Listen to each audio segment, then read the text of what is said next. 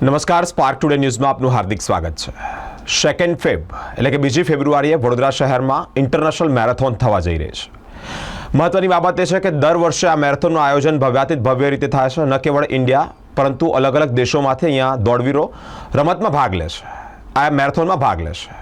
ખૂબ સારી એવી બાબત, કારણ આજનો યુવા વર્ગ જ્યારે ઓનલાઈન એટલે કે એક ટચસ્ક્રીનવાળા જમાનામાં બિઝી હોય તેવામાં સ્પોર્ટ્સ અંતર્ગત અવેર થાય તે અંતર્ગત આ આયોજન ભવ્યાતિત ભવ્ય થતું હોય છે. તડામાર તૈયારીઓ આપણે અલગ અલગ એનજીઓ સાથે વાતચીત કરી, અલગ અલગ વોલેન્ટિયર સાથે વાતચીત કરી. આમાં યુવા વર્ગની સાથે સાથે એજેડ લોકો પણ જોડાવાના છે, સાથે દિવ્યાંગ દોડપણ છે એટલે કે દિવ્યાંગ લોકો પણ જોડાવાના છે. મિત્રો, એજેડ એટલે કે અબોવ 50, અબોવ 60, અબોવ 70 ના જે લોકો છે જોડાય, તેમને અલગ અલગ રીતે હેલ્થ એટલે કે પોતાના સ્વાસ્થ્યને લઈને પણ ઘણી બધી જિમ્મેદારીઓ, ઘણી બધી એક ચેલેન્જ હોય છે.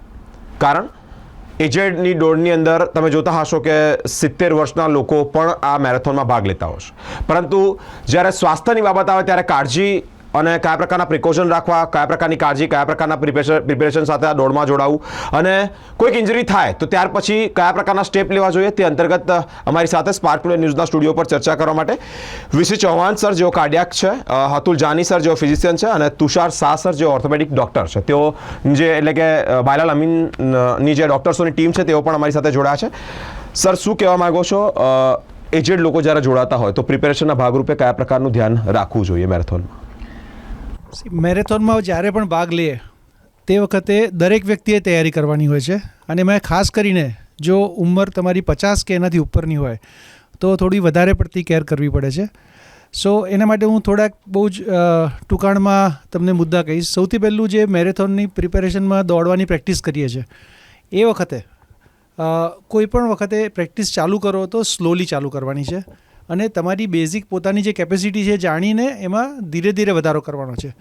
ઉત્સાહમાં આવીને આપણે જો ખૂબ વધારે લોંગ ડિસ્ટન્સ રનિંગ ચાલુ કરીએ તો ઇન્જરી થવાના ચાન્સીસ વધી જાય છે. એક સિમ્પલ રૂલ એવો યાદ રાખવાનો કે દર અઠવાડિયે 10%થી વધારે ઇન્ક્રીઝ નહીં કરવાનો. જે પણ તમારી કેપેસિટી છે એનામાં 10% ઇન્ક્રીઝ કરો, એનાથી વધારે ઇન્ક્રીઝ ના કરો, તો ઇન્જરી વગર સેફલી અને સારી રીતે આપણે મેરેથોનને રન કરી શકીએ. બીજું, ઉંમરલાયક માણસોએ ધ્યાન રાખવાનું છે કે એમને થોડું ઘણું વેરેન્ટિયર હોવાના શક્યતા છે.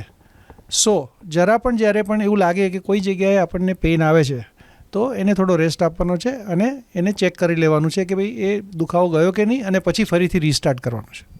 ઓકે, એવા કિસ્સાઓમાં જ્યારે એજેડ લોકો જોડાતા હોય અને થોડાક અનફિટ હોય એટલે જે ફિટ ન હોય તો એને ઇન્જરી થાય છે. ઇન્જરી થાય ત્યારે ઘણી બધી બાબતે દુખાવો હોય અને મેરેથોન સ્કીપ કરવી પડે, એવા કિસ્સાઓમાં શું એ લોકોને શું સલાહ આપવા માંગો છો? સૌથી પહેલું છે ઇન્જરી પ્રિવેન્શન. હવે ઇન્જરી ન થાય એને માટે પહેલાં વિચારવાનું છે. સૌથી પહેલાં જ્યારે પણ તમે પ્રેક્ટિસ ચાલુ કરો છો તો 10 મિનિટ પહેલાં વોર્મઅપ, ડાયનેમિક વોર્મઅપ કરવાનું છે. પછી તમારે રન કરવાનું છે, અને રન પત્યા પછી તમારે કૂલડાઉન સ્ટ્રેચિંગ કરવાનું છે 10 મિનિટ. એ કરવાથી ઘણા બધા પ્રોબ્લેમ ઓટોમેટિકલી એલિમિનેટ થઈ જશે. જ્યારે પણ એવું થાય કે થોડોક દુખાવો આવ્યો છે, ઘૂંટણમાં આવ્યો છે, ફૂટમાં આવ્યો છે, બેકમાં આવ્યો છે, તો એને થોડો રેસ્ટ આપવાનો છે. 1 કે 2 કે 3 દિવસમાં જો એ તમારો દુખાવો ટોટલી જતો રહે છે તો તમે તમારી પ્રેક્ટિસ રીસ્ટાર્ટ કરી શકો છો. પરંતુ જે ના થાય તો આપણે એને માટે ડૉક્ટરની સલાહ લેવાની છે, કારણ કે એવા કિસ્સા જોવામાં મળે છે કે દુખાવાની સાથે દોડવાનું ચાલુ રાખવાથી અથવા તો ઓવરલોડ કરવાથી નીના આર્થરાઇટિક પ્રોબ્લેમ વધી જાય છે, સ્ટ્રેસ ફ્રેક્ચર ડેવલપ થાય છે, બેકના ડિસ્ક પ્રોબ્લેમ વધી જાય છે. આ બહુ કોમન પ્રોબ્લેમ્સ અમે જોવામાં આવે છે મેરેથોન પછી. સો ઉંમરલાયક માણસને તો ખરું જ, પરંતુ ઇવન યંગ લોકોમાં પણ આવી શક્યતા રહેલી હોય છે. સો એ લોકોએ આનું ખાસ ધ્યાન રાખવાનું છે. ઓકે સર, એક ક્વેશ્ચન અહીંયા રેઝ થાય છે કે કોઈ એજેડ વ્યક્તિએ નીની સર્જરી કરાવી હોય કે કોઈ ઘૂંટણ કે પંજાની સર્જરી કરાવી, તો એ લોકો ઇઝીલી મેરેથોનમાં જોડાઈ શકે છે કે એ લોકોને પણ કોઈક પ્રકારનું ધ્યાન રાખવાનું કે ના મારે સર્જરી કરાવી છે, હવે ન દોડાવાય, આવી કોઈક મેન્ટાલિટી હોય તો એ લોકોને શું ગાઈડ કરવામાં? સર્જરી કરી છે એ કોન્ટ્રા ઇન્ડિકેશન નથી કે મારાથી કશું એક્ટિવિટી ન થઈ શકે, પરંતુ અગત્યની વસ્તુ એ છે કે કોઈ પણ માણસ દોડે છે એટલે એક્સ્ટ્રા ઓર્ડિનરી લોડ તમારા બોડી પર તમે આપો છો, જેને માટે તમે રોજ નથી કરતા. તો એટલે સૌથી પહેલું કામ છે કે તમારા મસલ્સની અંદર સ્ટ્રેન્થ હોવી જોઈએ દોડવા માટે. જો આપણે વગર સ્ટ્રેન્થે દોડવાનું કામ કરીએ તો આપણે આપણા જોઈન્ટ્સને ઓવરલોડ કરીએ અને એમાં ઇન્જરી થઈ શકે, અને જો ઓપરેટેડ હોય તો એની અંદર ઇન્જરીના ચાન્સીસ વધી જાય. એટલે બિફોર યુ સ્ટાર્ટ તમારી સ્ટ્રેન્થ જોવાની કે મારી સ્ટ્રેન્થ કેટલી છે. એટલે as a part of preparation અમે કાયમ એવી સલાહ આપીએ છીએ કે તમારે સ્ટ્રેન્થ ટ્રેનિંગ કરવી જોઈએ. ખાસ કરીને કોરના મસલ્સ, હિપના મસલ્સ, થાઈના મસલ્સ, કાફના મસલ્સ, આ બધા મસલ્સને ખૂબ સારી રીતે સ્ટ્રેન્થ ટ્રેનિંગ કરો તો તમે આરામથી દોડી શકો છો. Okay, thank you so much. અમારી સાથે અતુલ જાની સર પણ જોડાયા છે, જેઓ પોતે ફિઝિશિયન છે. સર, મેરેથોન ચાલુ થતાં પહેલાં લોકોને કયા પ્રકારની સલાહ આપવા માંગો છો? કારણ કે એવા કિસ્સાઓ પણ વધે છે કે ચાલુ મેરેથોનમાં કોઈકને ચક્કર આવી જતા હોય છે, ક્યારેક કોઈક બેભાન થઈ જાય છે, તેમના બોડીમાં ક્યારેક શ્વાસ લેવામાં તકલીફ પડતી હોય છે. શું કહેવા માંગો છો? કયા પ્રકારની પ્રિકોશન રાખવા જોઈએ? મેરેથોનમાં સૌ પહેલાં તો તમારી પોતાની પ્રિપરેશન વધારે અગત્યની છે, જે તમે એટલીસ્ટ 2 કે 3 કે 4 વીક પહેલાંથી ચાલુ કરો તો વધારે સારું રહે.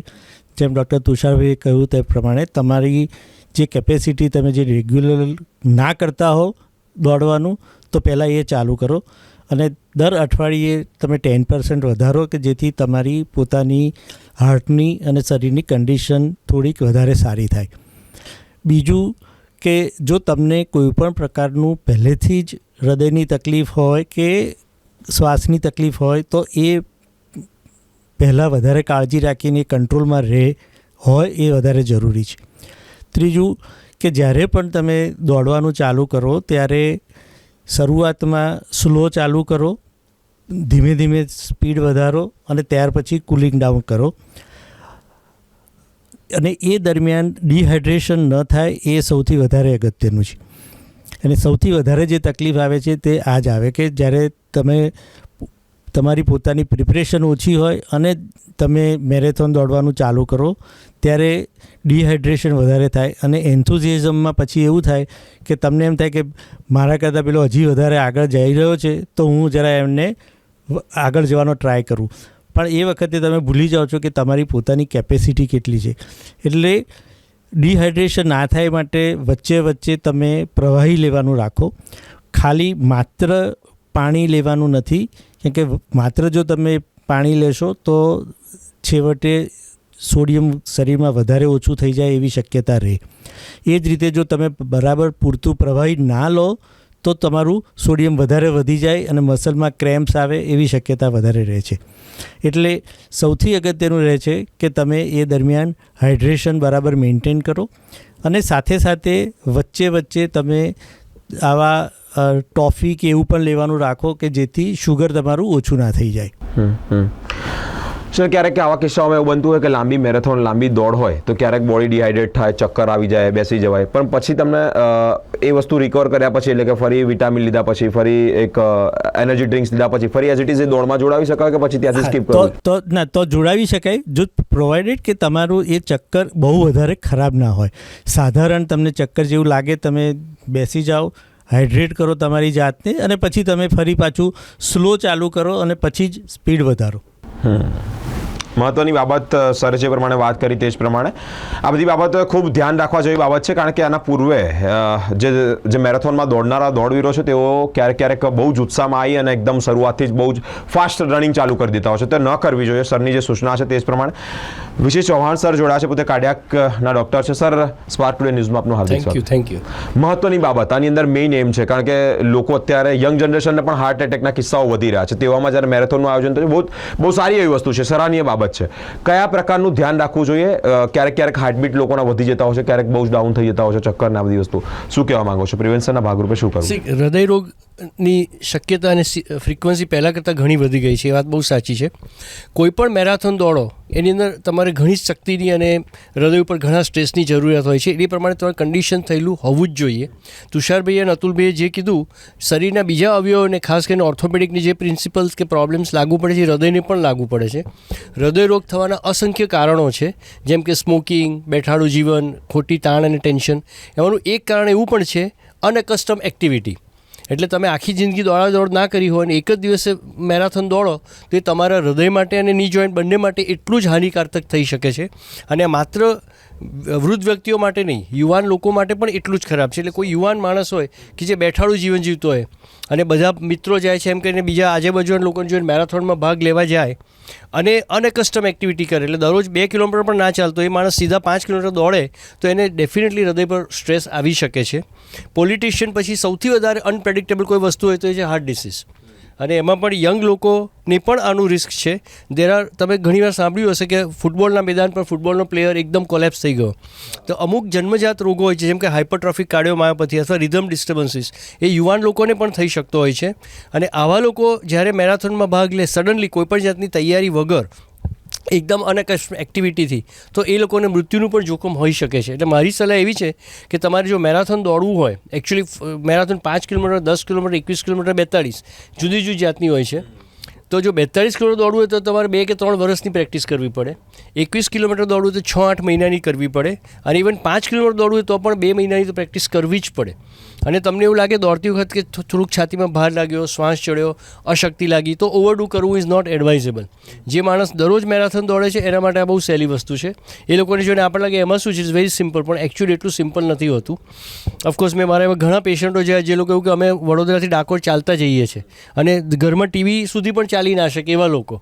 એટલે આપણા શરીરમાં અમુક હિડન એનર્જી અને શક્તિ હોય છે, પણ એનો અર્થ એવો નહીં કે તમે અનએકસ્ટમ એક્ટિવિટી કરો, તમારા સિમ્ટમને ધ્યાનમાં ના આપો. એટલે મારું સલાહ તુષાર અને અતુલજાની જેમ સેમ છે કે મેરેથોન દોડવી હોય તો કુલિંગ, વોર્મઅપ બંને ખૂબ જ મહત્ત્વના છે. તમે એટલીસ્ટ 2 થી 4 મહિના પ્રેક્ટિસ કરો. તમે જ્યારે દોડો ત્યારે જો કોઈ સિમ્ટમ થાય તો એને રિસ્પેક્ટ કરો, ડોન્ટ ઓવરડુ ઇટ. પણ બીજા લોકોની જોડે આપણે ડેફિનેટલી આપણું હિડન એનર્જી બહાર કાઢી શકીએ. અને જે માણસ દરરોજ 2 જ કિલોમીટર ચાલતો હોય એ મેરેથોન વખત 5 કિલોમીટર ચાલી શકે એવું પોસિબલ છે. અને આપણા 90% લોકો સદનસીબે મેરેથોનમાં દોડવા માટે નહીં પણ ચાલવા માટે જ જતા હોય છે. 2-5 કિલોમીટર ચાલીને મેરેથોનમાં ભાગ લીધો, આનંદ કરીને પાછા આવે છે. પણ એનાથી તમારે એવું ઇન્સ્પિરેશન લેવું જોઈએ કે તમારે કાયમ માટે દરરોજ દોડવા જવું જોઈએ. કાયમ માટે જો એક્સરસાઇઝ એટલીસ્ટ અઠવાડિયામાં 4 કિલોમીટર 4 વાર ચાલો તો તમે મેરેથોન દોડી શકો. પણ ચાલવાની જે પ્રેક્ટિસ ના હોય એવા લોકોને હું સ્ટ્રિક્ટલી મેરેથોનમાં ભાગ લેવાની સલાહ નથી આપતો. Better not to take participate. Okay sir, એક ક્વેશ્ચન એ થયો કે હાર્ટને રિલેટેડ કોઈક એન્જિયોપ્લાસ્ટી, બાયપાસ આવી કોઈક સર્જરી કરાઈ હોય પછી એ લોકો ભાગ લઈ શકે? એ લોકો માટે કંઈક ગૃહ ખરું? એકચ્યુઅલી અમે એન્જિયોપ્લાસ્ટી અને bypass surgery patient heart point of fit થાય એના માટે કરતા હોય છે.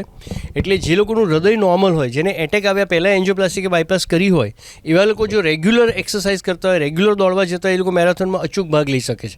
મેં તો એવા એક્ઝામ્પલ જોયા છે. મેં ઓસ્ટ્રેલિયામાં હતા ત્યારે કે હાર્ટ ટ્રાન્સપ્લાન્ટ કર્યા પછી પણ મેરેથોનમાં ભાગ લેનારા લોકો છે.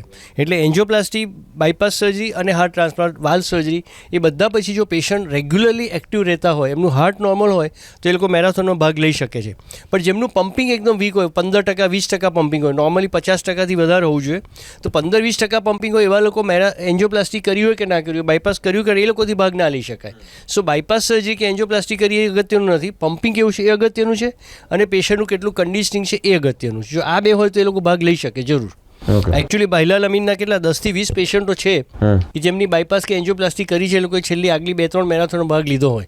સો એવું જરૂર પડે તમને નામ પણ આપી શકીએ. They have participated successfully. Sir, last question, what would you suggest two young generation? આજનો જે બેઠાડું સેડેટરી લાઈફસ્ટાઈલ થઈ ગયું છે અને એના લીધે રોગો વધી રહ્યા છે, હાર્ટ એટેકના કિસ્સાઓ, થાકી જવું, તરત જ ચક્કર ખાઈને પડી જવું, એવા યંગસ્ટરોને શું એડવાઇસ કરવા માંગો? યંગસ્ટરોને મારી એ જ એડવાઇસ કે તમે ઓનલાઈન ભલે રહો પણ ઓફલાઈન એના કરતાં વધારે રહો. એટલીસ્ટ 1 કે 2 કલાક ઘરની બહાર કોઈ પણ જાતની ફિઝિકલ એક્ટિવિટી કરો અથવા કોઈ પણ જાતની ગેમ્સ રમો. ગેમ્સ રમો તો ફાયદો એ થાય કે મેન્ટલી અને ફિઝિકલી બંને રીતે તમે ફિટ થઈ શકો. એટલે બેડમિન્ટન, ટેબલ ટેનિસ, ક્રિકેટ, કોઈ પણ ગેમ. પણ આપણે ત્યાં યંગ લોકોનો પ્રોબ્લેમ શું છે કે અઠવાડિયામાં 1 જ વાર ક્રિકેટ રમતા હોય છે. અને એટલે ઘણીવાર અમે ઘણા યંગ પેશન્ટને અથવા લોકોને ક્રિકેટના ગ્રાઉન્ડ પર બોલિંગ કરતાં કરતાં સડનલી કોલેપ્સ થઈને મરી જતા સાંભળ્યા. ઇવન ગરબામાં અને લગ્નના ડાન્સમાં પણ અમે જોયું છે. કારણ કે આ લોકો કાયમ માટે એક્સરસાઇઝ નથી કરતા. કોક એક જ વાર. મારી યંગ લોકો અને એલ્ડરલી બધા લોકોને એક જ સલાહ છે કે અઠવાડિયા મિનિમમ 4 વાર ચાલો. એવું ગુજરાતીમાં કહેવાય છે 40 પછી 40 નહીં તો 40 નહીં. દેટ મીન્સ કે if you don't walk after 40 you can die earlier. એટલે વોકિંગ સૌથી સિમ્પલ, સૌથી સસ્તી અને સારામાં સારી એક્સરસાઇઝ છે જે બધા લોકોને એફોર્ડ કરી શકે છે. અને મારી દ્રષ્ટિએ એટલીસ્ટ અઠવાડિયામાં 4 વાર 4 કિલોમીટર ઝડપથી ચાલવું છે. તમે એકદમ ઢીલે ધીરે ટેલો તો એનો કોઈ જ ફાયદો નથી. એવા ઘણા લોકો જે જમ્યા પછી એકદમ આળસથી ચાલતા હોય એનાથી કોઈ જ ફાયદો ના થાય. તમારે ઝડપથી ચાલવું પડે. હાર્ટ રેટ 110, 120, 130 વધે તો જ ફાયદો થાય. એટલે મારી બધા યંગસ્ટરને સલાહ છે કે તમને જે કોઈ એક્ટિવિટી ગમતી એ ભલે કરો, પણ દિવસમાં એટલીસ્ટ 1 કલાક પોતાના સ્વાસ્થ્ય માટે આપો. ખાલી 1 કલાક. તો તમે 1 કલાક જો દરરોજ 25માંથી 24 કલાકમાંથી 1 કલાક સ્વાસ્થ્ય માટે અથવા હેલ્થ માટે વાપરશો તો તમે 10 વર્ષ વધારે જીવશો. સો અલ્ટિમેટલી ઇટ્સ ફાયદાનો હિસાબ છે. ઓકે, એટલે સર આના પરથી વાતચીત પરથી એ વસ્તુ લાગે છે કે બોડી જે હાંફી રહ્યું છે, આપણને શ્વાસ ચડે છે, it's a good for our health. Not good for health. That means you are not condition. તમારે ગ્રેજ્યુઅલી તમે એક્ટિવિટી કરશો ને તો તમે 3 કિલોમીટર 5 કિલોમીટર ચાલશો તોય થાક નહીં લાગે. અચ્છા. પણ તમે કોઈ દિવસ ચાલતા જ ના હોય, બેઠાડું જીવન જીવતા હોય અને સડનલી ચાલવા માંડો તો શ્વાસ લાગશે. એ શ્વાસ ચડવાનું સૌથી મોટું કારણ ફિઝિકલ ડીકન્ડિશનિંગ છે. રોગ કરતાં પણ વધારે કોમન. એક મહત્ત્વની સલાહ કહેવાની રહી ગઈ, પણ જે લોકોને 10 કિલોમીટરથી વધારે મેરેથોનમાં ભાગ લેવો છે ને જેમને રેગ્યુલર એક્સરસાઇઝ કે દોડવાની ટેવ નથી, એવા લોકોને એવી સૂચના આપીશ કે મેરાથોનમાં ભાગ લેતા પહેલાં 3-4 મહિના પહેલાં તૈયારી કરે અને એ વખતે એકવાર એ લોકો ઇકોકાર્ડિયોગ્રાફી, ઇસીજી અને સ્ટ્રેસ ટેસ્ટ કરાવી લે. એટલે હિડન કે સાયલન્ટ કાર્ડિયાક પ્રોબ્લેમ તો આપણને ખબર પડે, કારણ કે 20% લોકોમાં sudden cardiac arrest or sudden મૃત્યુ હાર્ટ ડિસીઝનું પહેલું ક્લિનિકલ મેનિફેસ્ટેશન હોય છે. એટલે આ હિડન રોગ છે કે નહીં એ જોઈ લેવું ખૂબ મહત્ત્વનું છે અને પછી જ આવી મેરાથોનમાં ભાગ લે. Okay, thank you so much sir. અલગ અલગ રીતે સરની જે એકદમ ગોલ્ડન એડવાઇસ કહેવાય તે તમામ ડૉક્ટર્સની ટીમે આપી. મિત્રો, ઓર્થોપેડિક ડૉક્ટર સાથે જ ફિઝિશિયન અને કાર્ડિયાકના ડૉક્ટર જોડાતા જે ત્યારે કિસ્સાઓ બની રહ્યા છે અને તે અંતર્ગત યુવા વર્ગ આ બાબતે જાગૃત થાય, એક અવેર થાય, તે અંતર્ગત આ માહિતી આપવામાં આવી છે. અલગ અલગ મહાનુભાવો સાથેની વાતચીત અમે કરતા રહીશું અને આપ સુધી પહોંચાડતા રહીશું. અમારી સાથે સ્પાર્ક ટુડે ન્યૂઝ પર જોડાયેલા રહો. કેમેરામેન અખિલ સાથે હું બિરેન, સ્પાર્ક ટુડે ન્યૂઝ.